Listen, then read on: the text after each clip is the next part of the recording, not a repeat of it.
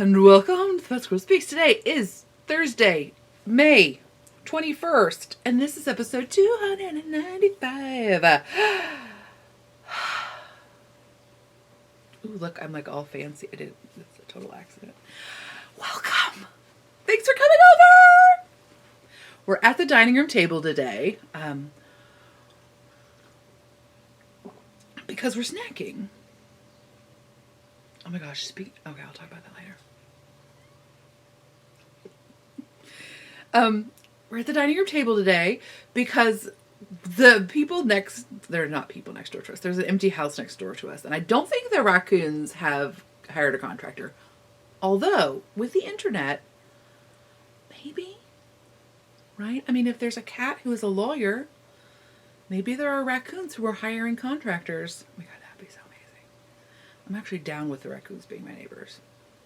Anyway, the house that's been abandoned for 2 years-ish, next door to us, they're suddenly working on, like, in a fury. And so they've been doing the roof, which means not only has there been, like, a constant sound of an air compressor and nail guns, but also they chose ours, like, the side that's between our two houses, which is very close. Like, we live in the city, so, like, oh, fat lady, arm exposure therapy. Fat arms are okay. But I think you could, like, do this and touch both of our houses. And if not, my husband could because he's taller. So, of course, they chose our side to put the ladder that's running the shingles up. So it has, like, some, like, 1894 motor on it that screeches. And, of course, it's the side of the house that, I mean, all of our windows are single pane because, hi. But we do have storm windows on most of our windows, but it's the one weirdly sized window, which is like this big and it's like up high and it's just a single, like this kind of window, and it's a single pane, and which of course means the motor is literally like right there. Like you can look out. I mean, the window is actually high, but like if I stood on something, I could look out and see that motor. So loud. It's so screechy. Like, when they left last night, I told my husband, I was like, can you just like sneak over there and like add some oil to that or something? I got so loud. But anyway, they all just left like just like lickety split. And so I was like, oh my gosh, I gotta record. So we're in this room because there's no light in that front room, but there's like lots of light in this one. So, you know, whatever. You don't care. You just came over for coffee and snacks. Welcome. Our cicadas have not come yet. We live in what should be like the middle of Brood X. By the way, have you been listening to how... I actually haven't listened to them in quite a while. I haven't heard them in quite a while. In, what was it, March? We started hearing everything about Brood X, right? If you're not from the Midwest and you don't know, in the United States, it's actually Brood 10, but it's a Roman numeral, so they call them Brood X, which of course adds to the mystique. And they're going to come out in like biker jackets, right? Battle vests. They're periodic cicadas, so it's a 17-year cicada cycle, right? I think these are the 17 years.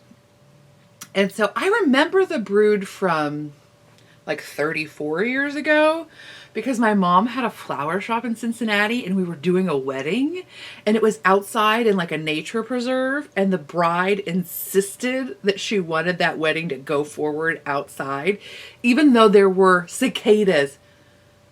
Like, it was almost deafening. Like, I mean, you could hear each other talk, but like, spoiler, they had their wedding video recorded. This is before anything digital. They had their wedding video recorded and you couldn't even hear like any of it because it was just the cicada sound, which I'm sure they were quite upset about then, but now that's pretty cool. But anyway, so there were like cicadas like dive bombing people, and like it's not like cicadas attack people, they're just kind of clumsy. Especially when they emerge. They've been underground for 17 years. They got a little hitch in their giddy up. So they're a little bit like clumsy flying. They're not like trying to fly at people, as far as I know. I mean, I don't know. Brood X, Gen X, whatever. So they were just like flying into things and people had like fancy hats on because of course it was like a fancier wedding. But anyway, so I remember that amongst other things. Like I remember there was a pizza. Of course, there was like people on the news were eating cicadas because you got to do that, right?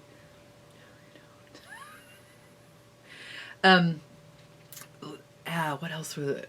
Oh, there was a tomato, like a pizza company that's called Snappy Tomato Pizza that had a jingle and they changed it to like Snappy Cicada Pizza or something. I feel like that happened, although I may have just made it up. Don't crush my bubble. But anyway, I remember that brood, but I don't remember the brood from 17 years ago. Like, I just don't even remember. I was living in the same general area. But I don't really remember it being a big to-do. So anyway, around February, March, we started hearing all the entomologists get so excited, like on NPR interviews, which I love people who love something, like other than money. I mean, whatever. But especially things other than money. Anyway, they would just be like so excited about the cicadas. It was really enjoyable, but I haven't heard any of them forever, and now the cicadas are actually starting to happen. I have a friend that's a little bit south of us in Bloomington who has reported that the cicadas are starting there, so any minute they're going to start here. It's just been kind of like chilly and damp. They like it to be warmer. So who knows, maybe the next time we record it will be insane. I don't know. Where was I going?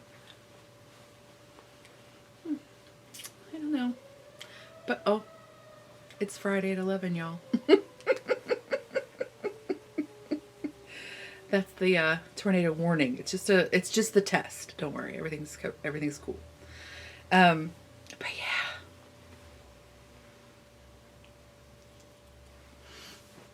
Okay, okay, I'll start with this. What am I wearing? This is a pattern that's called the Ruby Top. And in fact, I think it's also a dress, but it would be very short for me. And it is a pattern by Made by Rae, R-A-E.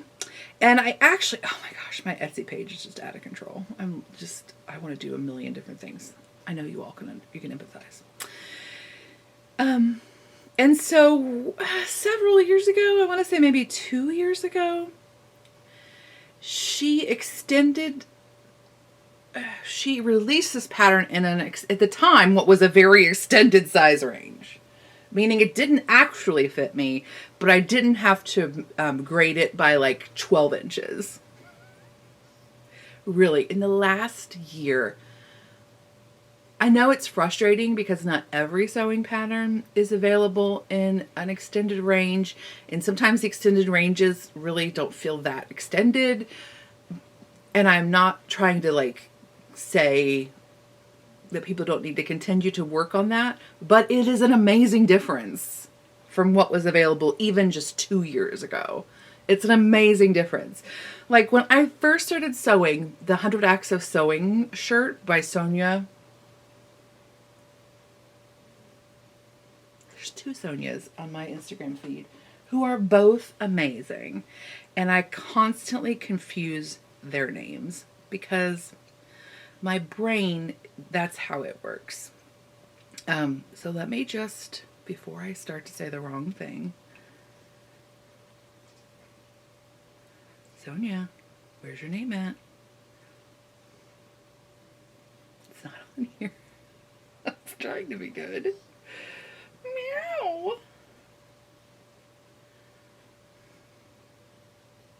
Oh, for goodness sake. Anyway, I'm not going to suffer through anymore. Sonia Phillips. Okay. See, Sonia Phillip. I would have said the wrong one. There was just so little available. Like there were, you know, like there were some extended sizes in your like big four pattern companies, McCall, Simplicity, etc. And they've always been like that for as long as I can remember. But even so, a lot of their extended sizes were like extended to like a 48-inch bust, which is way below my size. And like none of the like fun indie, I shouldn't say none, but the fun indie designers that I like the aesthetic of more, they just were not producing patterns that were available to my size. But, for example, the dress that Made by Ray has released, like that dress was out forever and not an extended size. Like the biggest size was like a 42 or a 44, something ridiculous. And so you really, like your options were to like give money to somebody who clearly was not interested in putting clothes on your body, or sewing something you were not really interested in sewing. So it was like a rock and a hard place. Not a good decision to have to make. But she did release this ruby top in a slightly extended sizing. Again, it did not fit me, but at least the upper bust fit. And again, the style of it is that is the part that is fitted. The rest of it is essentially a rectangle with like a slight arm scoop out. But that is all to say that I took it to the copy shop, or I sent it like over the webs to like our Staples or something to have it printed. And it was, I think, the first pattern, or if not the first, close to the first pattern I'd ever had printed. Hence me spending the big dollars at Staples to get it printed. And so when they printed it, they didn't print it like at 100%. They fitted it to fill the page. And so it actually kind of like made it almost it made it closer to my size. But it did skew the proportions. But this is the one that I made from that, and I still wear it all the time. The only problem is that the armhole is too deep. And so like I cannot wear a bra without it showing. But I wear it constantly because it's just out of like a little quilter's cotton batik. And I put big patch pockets on the front of it because a lot of my summer pants did not have pockets before I started sewing. I'm going to sew more now. It's on the list. But anyway, so that's what this is. And by the way, I know that a lot of people are very anti-quilter's cotton for garments. And I get why. Like I get, like if you're designing a pattern and you're designing a garment and you have an idea of what the drape is supposed to look like and how the garment is supposed to hang and feel to the person. And then it's just like if I was going to, make a knitting pattern that was a very open gauge silk tank.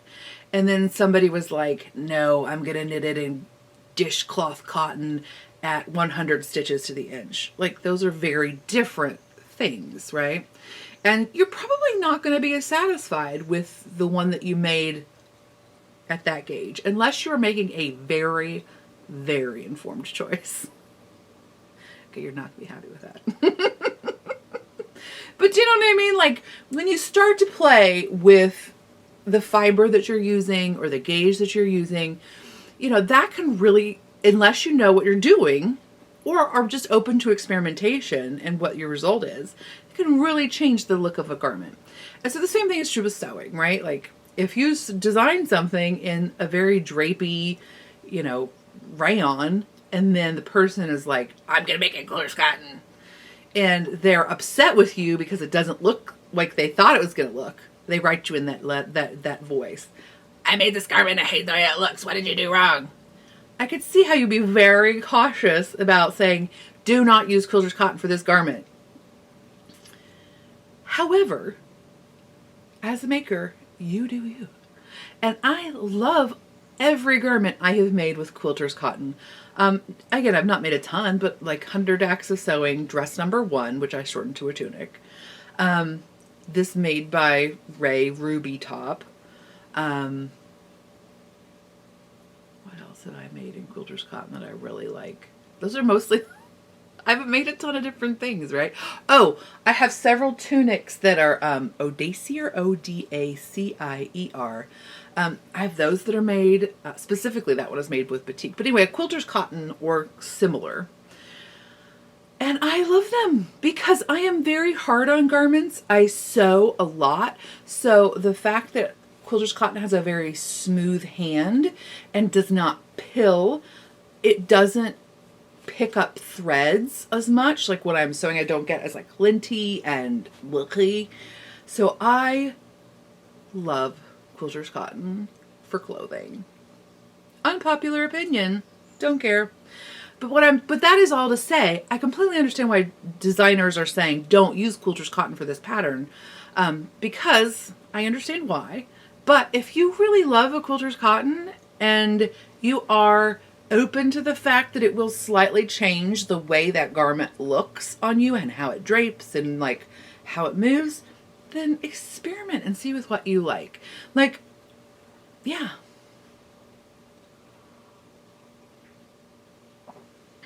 Empower yourself. And again, something like this, I think this top takes like 1.5 yards, 2 yards.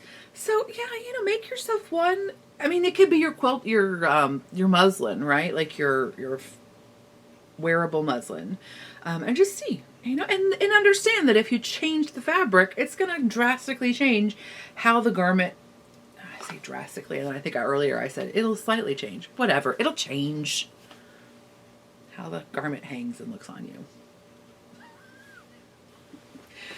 But I'm also making another one where I actually had the pattern reprinted at the correct scale of this ruby top. And yeah, what was I gonna say?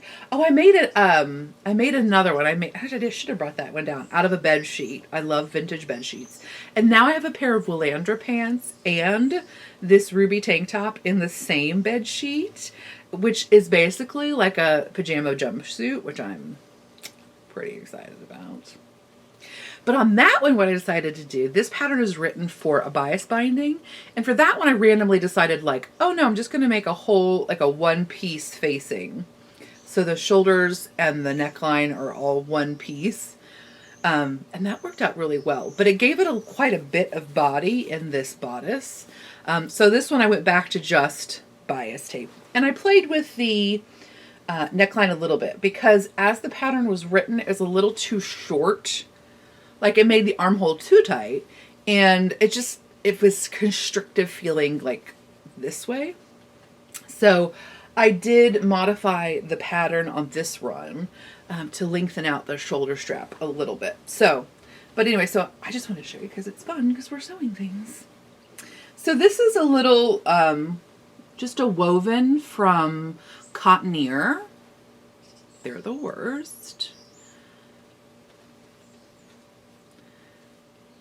They have so many interesting wovens, and I want all of them. And in fact, may have bought 20% of them. They're just so enjoyable. And when you're like, I can make a shirt out of 1.5 yards or 2 yards, you're like, it's only like $22. People spend that on a hamburger and a drink and a tip. I just don't leave the house, and then I can buy these silly things. No, whatever. But so this one I kind of adjusted a little bit, and it made it like a little bit more of an arch here, which I kind of enjoy. Like I'll be right back. I mean, I'm really not leaving, but I'm kind of leaving.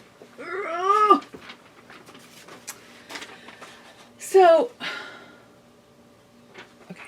It made what I did made the armhole just a little bit too long. So what I did is I sneakily came in here and made like a little dart just to like shorten up the bodice part a little bit, and you really can't see it from the outside. I thought I was very clever because what I had done is I had taken the pattern piece and I had hinged it. Like I had kept this part the same length but lengthened out this, and I actually really love, if you are a person who, to get your size at the bust, like your shoulder straps want to fall off in a tank. Does that make sense? Because lots of times as the size gets bigger, this part gets wider and wider, but I don't have a very broad shoulder for my size. So what I did was, like, where did I change this pattern so much? I should just retry it. But essentially what I did was, I'll just show you from this side. What I did was like do this.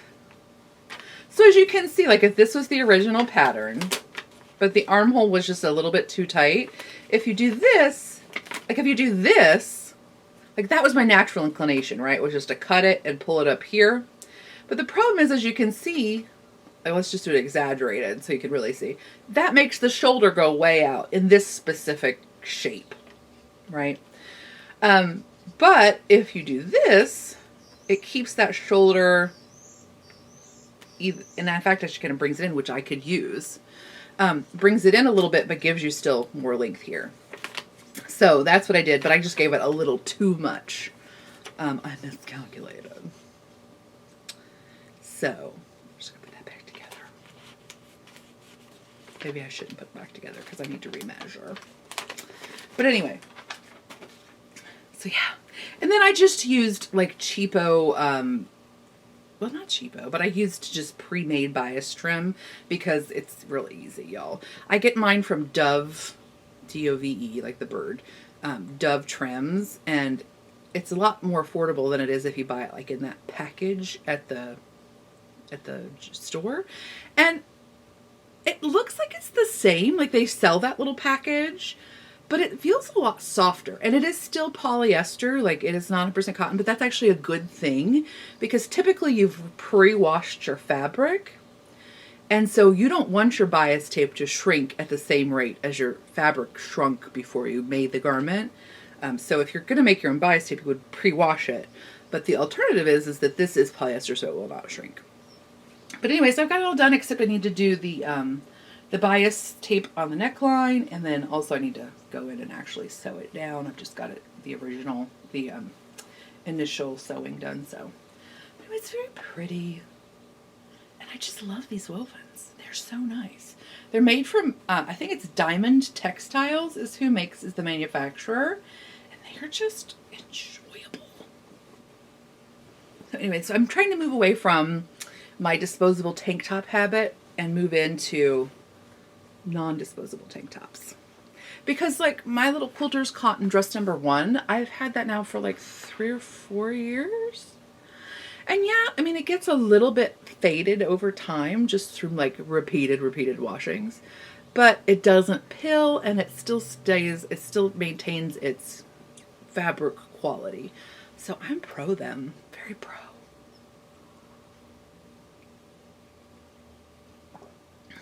That's what I've been sewing. I've also been hemming dish towels and trying to do a little bit of that. Okay, then also, I was going to talk about shenanigans. So another reason I'm so late in recording is that my partner and I went to Cincinnati last weekend, and we had like a, not quite staycation, but we're both from Cincinnati. Like, we're from different sides of town, but we still get along. But we decided to go and be tourists, which was very fun because I haven't lived in Cincinnati for 15 or 16 years now, and he hasn't lived there for 30 or something because he's like super old. So we decided we were gonna like stay downtown and be very fancy. Okay, we're gonna be like fancy for us. And we're just going to park the car and then just do a whole weekend of just walking. And they have this connector tram. They call it a streetcar. It's on rails. They have this connector bus that runs like every 15 minutes. And it goes pretty much wherever you would need, or close to wherever you would need to go. It goes all the way up to Clifton, which is like the top of downtown, and then it goes all the way down to the river. So it's like wicked convenient. You can just like jump on it and jump off wherever you need to. You don't have to pay anything. It was very nice. Very nice. It was really enjoyable. Because Cincinnati, if you've not visited, Cincinnati is a pretty old city for the Midwest. And it was like not urban planned. It's a bit higgledy-piggledy. And it's hemmed in by a river on the south side, and then there's the 7 hills of Cincinnati that surround it. So it is kind of, it's a cool city to visit because it is slightly more compact in terms of it's dense. It's more dense than like Indianapolis is. But part of the problem is that it is a city that rolls up. Like the sidewalks roll up at night, and there's not a lot going on the weekends. A lot of like your casual dining places, like your chains, your local chains and stuff, close their businesses on the weekend. And of course, I'm sure that's compounded even more so by the pandemic, in terms of like there being limited dining options. We've pretty much moved in Ohio and Indiana to being able to dine in and things like that. But you know, I'm sure there's like just adjustments happening with that still. But yeah, so it did kind of like limit us. We have forgotten about that because Indianapolis. In fact, I do remember when I first moved here, my husband was driving me around on a weekend, and I was like, "What's going on down here?" And he's like, "Nothing." I was like, "But why are all these people downtown on a weekend?" And he's like, "Because they just are." But Cincinnati is not like that. I mean, there are conventions and things like that that can happen on the weekends, but it is definitely more of a commuting town. So yeah, but it was still really fun, and it was really, I just wanted to walk around a lot, which we got to do. It's almost to the point of being ridiculous. Like, the first day we walked like 9 miles, and I was like, okay, I was not prepared for that. But we did touristy stuff. Like, we went to the aquarium, and we went to Findlay Market, which is, oh my gosh, so much better than when I lived there, by the way. But I found this bakery called Blue Oven. I think it's just called Blue Oven. And they had salted rye. When I was a baker in Cincinnati, I worked for like an artisan bakehouse. And we made the salted rye for Jeffrey B. Steakhouse because if it's salted, it makes you drink more. It's like a fancy alternative to pretzels. But I love toasted salted rye with butter on it. It's weakening.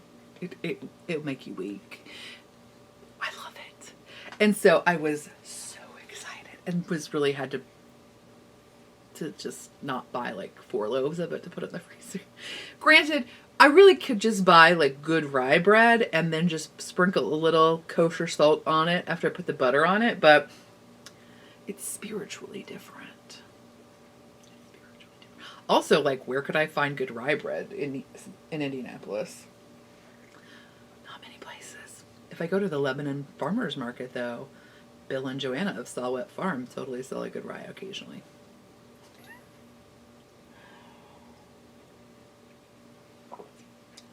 I'm talking about like a sourdough rye with like the crunchy crust, you know, got the big open. Anyway, it was delicious. And then also they had, soft pretzels that were so good. They were kind of criminal. They were so delicious. And I got one for my husband, but he didn't want it. And I was just like, oh yeah, that's probably a good idea. You don't want to get dehydrated and eat too much salt. It was that good. It was very fun though.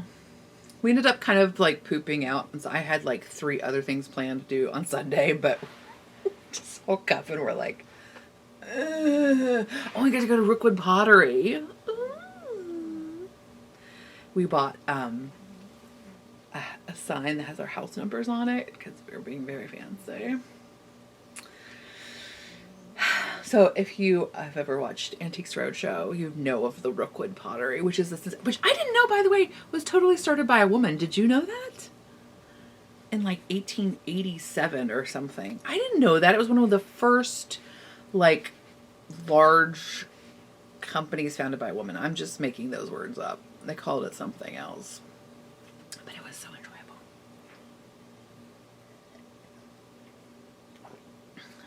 Yeah. So I highly recommend you can go be a tourist in the town you're from. It's very fun. Get a book about walking tours or download something. Enjoyable. What else was like? Oh my gosh. And also, by the way, we went to like a Walgreens and a CVS downtown because we wanted a soda. And could people have been any nicer? Like the workers at the CVS and the Walgreens were so stinking nice. And really, quite quite frankly, everybody we encountered, I don't think we encountered anybody that wasn't really pleasant. It was, I don't know if that's just like a reaction to like us all being cooped up for so long, but people were so stinking nice. It was lovely. We definitely went to the aquarium too, because I don't know if I said that or not. It's a little bit more run down than I remember, but it was still pleasant. Okay. Let's talk about other things. I mean, I'm sure we've done other stuff, but I don't know what it was. Do you?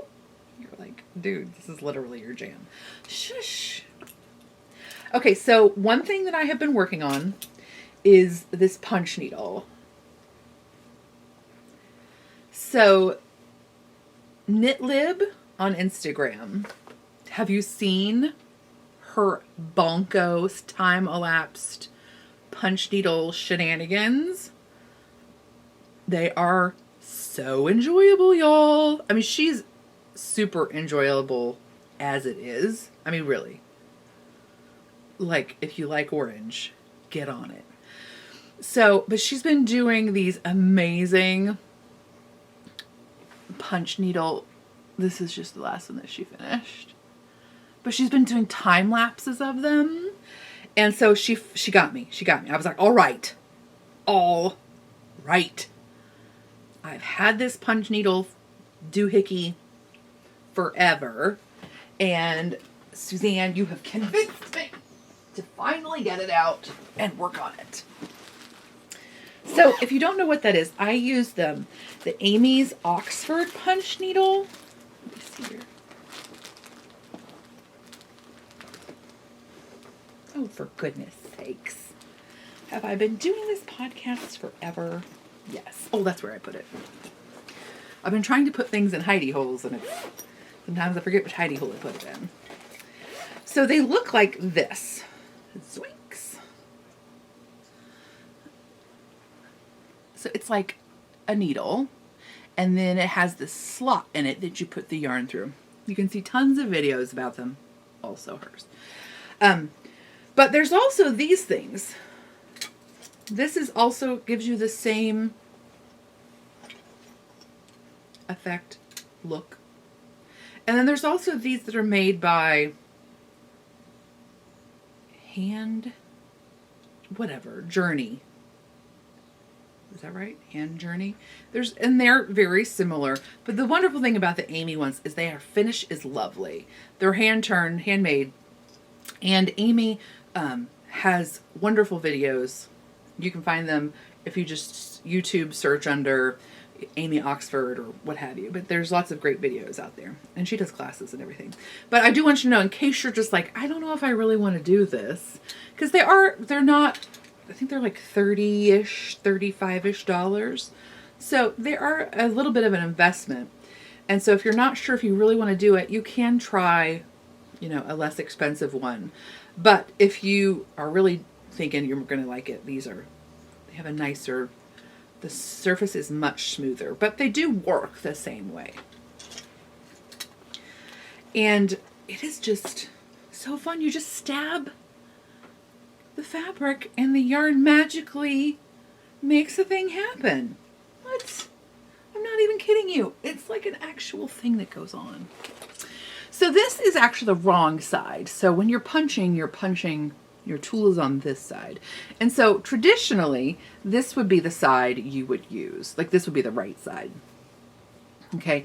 It's the squishier side. So if you were going to make like a rug that you're actually going to walk on, you would want the squishier side. But sometimes just for decorative purposes, people do use this side because you can get a little bit more definition. You can see that it's a little bit crisper than that side. But it's totally up to you. When I had done just the pink part, I thought for sure I was going to use this side, but I used the number 10 regular. So that's the number refers to how big the loop is. So the lower the number, the bigger the loop. So for example, a number 8 would give you a poofier thing. And a number 14 would give you a flatter thing that almost looks more like this. But the regular versus the fine. So the regular uses like what would be a rug wool, like a bulky, versus the fine, which uses like a DK worsted weight. And so, for example, this is Bartlett Yarn's rug wool, and you can see it's chunky. It is a chunky. And I think there's only like 80 yards and 4 ounces or something. What is it? 75 yards and 4 ounces. And their yard has a lot of yardage per ounce. That's like grist or something, right? But anyway, so I just wanted to show you, like, it's chunky what rug wool typically is. But this one I didn't have chunky wool at the time, so what I did is I just doubled up. So for the pink and the gold, the pink I used 2 strands of actually Bartlett Yarns sport weight. This is hand dyed. I dyed this. And then the gold I used 3 strands of fingering weight. And I think this might be like Woolmisa scraps. I will say that, and then the black is Peace Fleece, which I used a fine needle for. It's much easier to punch with just one strand. The multiple strands does give a cool texture, but you're much more likely to not catch all 3 of them. And so, like, I had lots of loops that I had to kind of go back and tuck. And I'm sure that's just like something with experience, you would be better at it, but this was my first. I've done rug hooking before, like with the strips of wool, but I've never done it. I don't think I've ever done it with yarn. I mean, maybe I just forgot because I do have bad memory, but I don't think I've ever done it with yarn. But the exciting thing is, like, hi, scrap bin. Right. You could just make tons of crazy pictures with your scrap bin. And so this is just monk's cloth. It's very affordable. You just trace out what you want to do, or you can just do it free form. This is just like based on a quilt square. But you know, you can do whatever. I will say that, like, maybe doing straight lines was not the best idea. Like, it seemed easier, but a super symmetrical shape with straight lines, like, I can definitely see, like, oh, this is skinnier than this one, but whatever. So I think there's going to be some more needle punch in my future because it's very relaxing. It is literally just coloring with wool. You just punch the needle in. I don't know. I don't know that I would necessarily, I'm not able to, I don't think, watch a show unless it's like, you know, a show you've already seen before, because I definitely don't do that. Or, you know, it's House Hunters International, where you don't really have to be on the plot. You can just, like, look up and be like, oh, those people are such jerks. Why do they get to live in Amsterdam? And then you go back to punching. If you want an American bathtub, why are you moving to Brussels? I yell that a lot. Your child does not have to have a bathtub. There's a lot of Americans who are really tied to their bathtubs. I don't know what that's. Because clearly, if you're moving to a country where you can't find a bathtub, people are obviously able to bathe their children.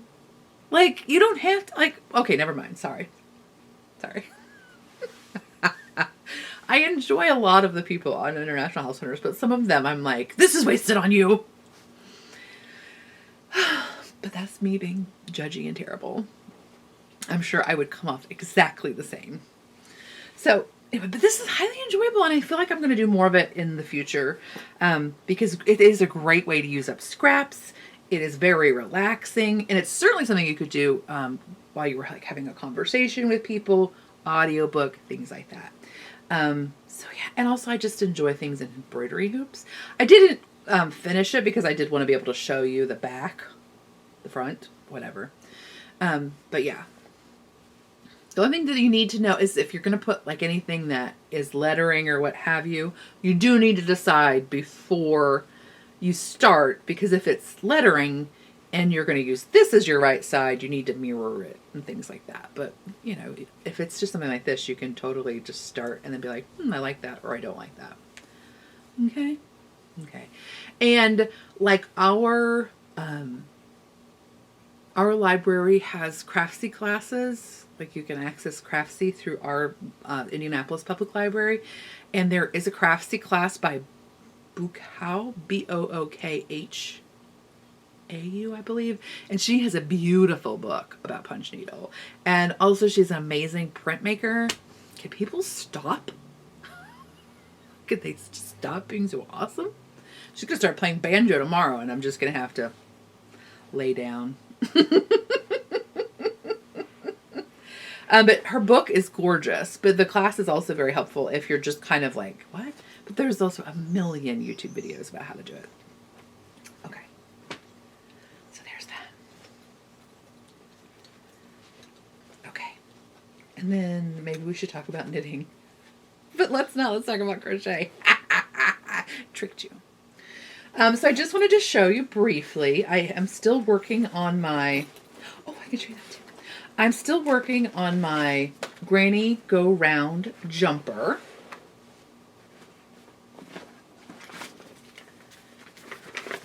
Which is a pattern by Iron Lamb. And I'm knitting it, or I'm crocheting it, excuse me, in this lovely wool. This is for a friend because I didn't know that I would really think a rainbow jumper was super cute, but it is so cute. So I'm at that point now. This is one of the nice things about crochet.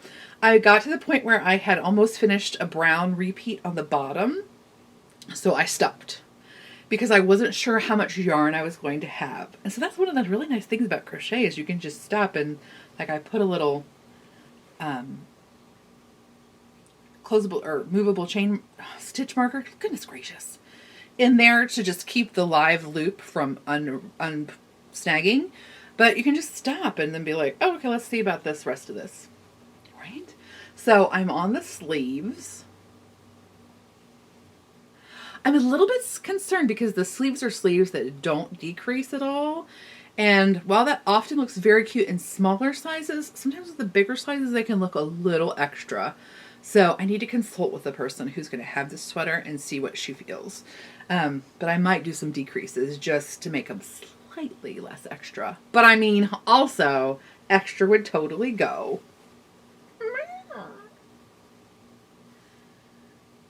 So enjoyable. And then also in crochet, I purchased this kit from Church Mouse Yarn and Tees, right? It's crochet, beaded necklace, and wrap bracelet. I'm not sure. I don't think it says who is the designer. It might just be like a shop thing.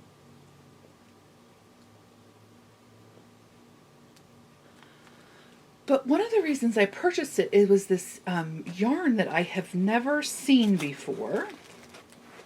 And it's like one of the Habu textiles. And it's called something, Root Sizing Silk. So it comes, I'm trying to say if this is like actually attached to something. Oh yeah, it is, okay. So it comes in, is this 25 grams? I think it's 25 grams. It's considered, I think, a DK weight. It's 88 yards, whatever, for half an ounce. What? It's not metric. And so it comes like this, and it's this really lovely flat tape. And it is 100% silk, so it has some nice, see that shine up there? And so the kit had enough beads, and it had a skein of that you could make, a bracelet. It had some buttons. I've lost the buttons. I don't know what I did with it. Just tore that kit open in like an animal. And so I still need to finish it because I don't know where I put the button. Oh no, I did. I decided to put an antler button on there. That's right. So I just really need to like tie this in a knot. I'm so the worst at finishing. Oh my goodness, I'm a mess. So isn't that fun? And it's super easy. You just strand those beads on. And then you just crochet them in. It was very pleasant. Right? So this is a purple one, and there's, I think, one in that goldish color. That grassy, bronzy color. I don't know. So usually I'm not a bead person. But, I am getting older, and so sometimes, you decide that you're like, well, let's just see. Maybe I want a sparkly thing. So you could make it a necklace or bracelets or what have you. I never wear my hair down. I just didn't want to tie it back because it was kind of... I didn't take a shower before you came over. Or for some time before that. So my hair is a little bit crazy. But anyway, so I decided to try another one. But I don't think I like this one as much. I got these beads that I thought were super... I mean, I do really like these beads. By the way, beads are just a rabbit hole you don't want to fall down, right? But they're... I love this. They're like this matte... Well, no, they're actually... I'm sorry. But they're this like fun, speckly green that makes them look like pottery. Oh my gosh, I'm going to take a pottery class. I start this Sunday. I'm really excited and super nervous. Oh my goodness. Anyway, I really love them, but I don't think they go as well with this color. I think they need more contrast. You're like, I literally can't see that. But if I hold it up there, you're not going to be able to see it either because I'm terrible at this whole videography thing. But anyway, it's very pleasant. You can just string those dudes on there and then you just start working on them. And so everything is all, you don't have to worry about losing beads or things rolling away. You could literally just take this with you in your bag because, you know, the little skein of yarn is so tiny, you know. You don't even need a sock bag. You could just like put it in a little like sachet bag or something. But I don't think I like those beads with that color. I think I need like brown or something. But you could totally use wool too, or cotton or whatever. But the silk is kind of fun. It's shiny. But then that led me, now we'll segue into knitting. That led me to be like, well, maybe I need to give this whole bead knitting a try. Knitting with beads, because I've always been like, no. I mean, I've definitely done like a beaded cast off before to give like a shawl some more weight on the edge. But then I was like, well, maybe I should just knit a beaded thing. And clearly not just a tiny thing, but a giant thing. Ridiculous. So I decided on this pattern. It's called Hope Remains. It's by Boo Knits. It's not the best picture because it's blue and hard, but it's beaded throughout. Like the whole thing is beaded. And it's not, you don't pre-string your beads. You use like a teensy beansy crochet hook, or you can use the fancy dental floss. If you're interested in like learning about beading techniques, there's a million videos out there. But I bought my beads and my tiny crochet hook from Leading Min Fiber Arts. They got to me super quickly style. And then I'm just using this little alpaca lace that's from Webb's. It's their house, their Valley yarns. But it's this beautiful, I love this color so much. It's this like smoky lavender color. So I just have a tiny bit because, it takes some concentration. But I'm actually enjoying putting those little beads on. You don't do it every row. I don't think I would like that. You know, you just do it every several rows. And so that just gives them a little bit of like, oh, sparkle stuff happening. And so these beads are very similar in color, but they have a silver lining. So they just have a little bit. And there was definitely, you know, you can get matte beads. You can get, there's so many. I'm not going to lie. I did buy like 4 different kinds of beads that were in similar colors to decide from.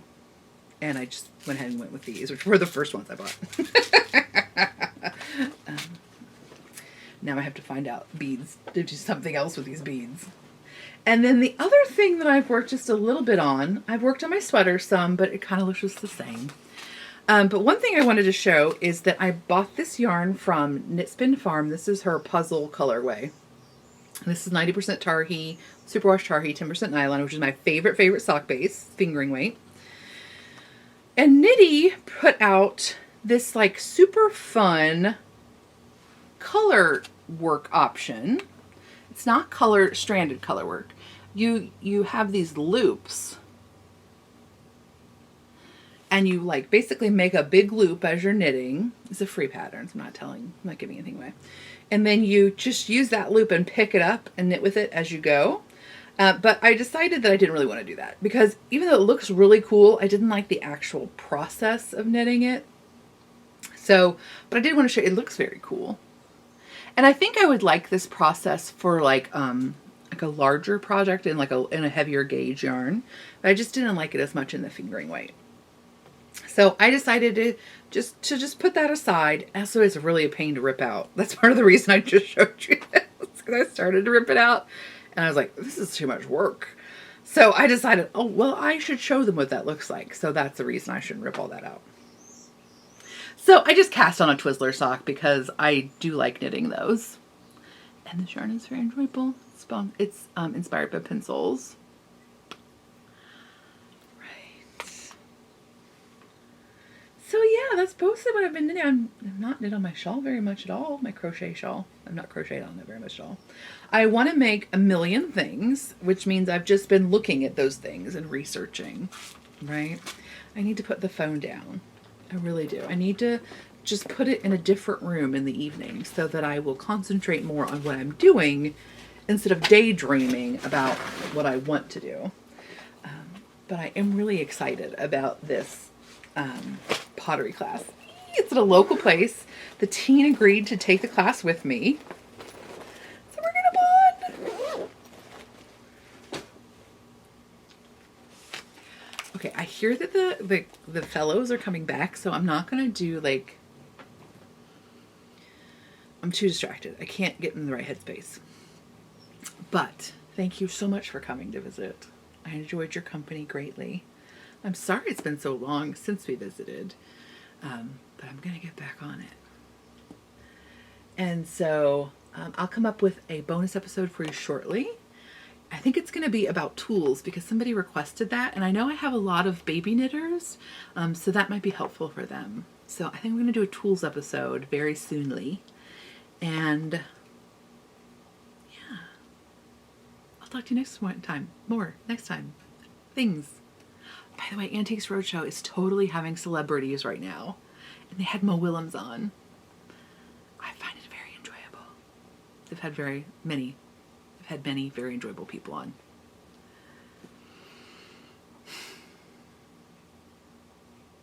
I'll talk to you next time. Bye. Okay, I thought of one. They're coming, but it just came to me. I hope you have an Antiques Roadshow moment, but of recognizing the value of like not a thing, right? Like I hope you have a moment where you go to turn on the water and you have that moment of like, oh my gosh, running water is amazing. Thanks Antiques Roadshow for telling me that it's worth $8 million. I hope you have that moment. I didn't know. I just had this painting hanging in the other room because I didn't really like it that much. I didn't know it was a Diego Rivera that's totally uncatalogued and wasn't known about until now. And my husband thinks it's really ugly, so we just put it on the back of the door so nobody would see it. But luckily that means it's been protected for sunlight forever, and now it's worth $1 million. But, you know, for turning on your air conditioning and it working. I hope you have that. I'll talk to you next time.